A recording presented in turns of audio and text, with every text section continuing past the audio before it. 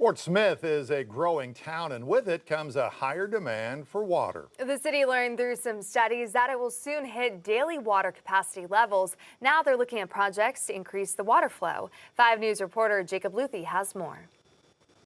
Fort Smith has grown, and as it has grown, it needs more water. Director of Water Utilities Lance McAvoy says there is enough water to meet customers' needs, but the Fort Smith water system will need upgrades to keep up with the growth. To supply more water, we have to upsize a pipe.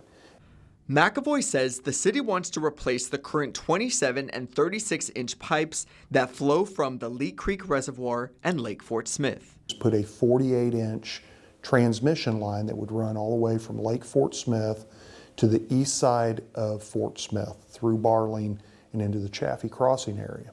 To get the most out of a larger pipe and to keep water moving efficiently, McAvoy says the city's water treatment plants will also need upgrades. You build a much bigger pipe, 48-inch compared to the 27, you need more water to put into that pipe.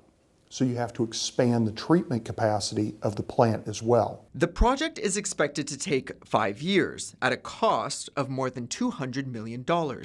The design and easements have already been paid for through previously passed bonds, while McAvoy is working with city officials to find funding to pay for the rest. We're looking at grants.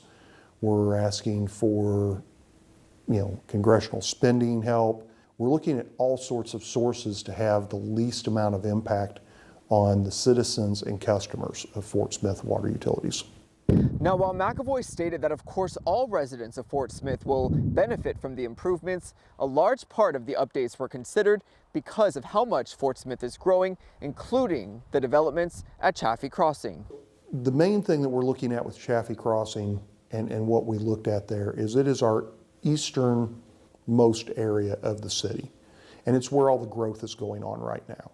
Chaffee Crossing, because we're seeing so much growth, is needing more water. It has a higher water demand. All of this, McAvoy says, to make sure the water supply doesn't impact the growth of Fort Smith and surrounding communities. What's good for Fort Smith is good for the region and vice versa. And we just want to make sure that we're doing the right thing. In Fort Smith, covering news where you live, Jacob Luthi, 5 News.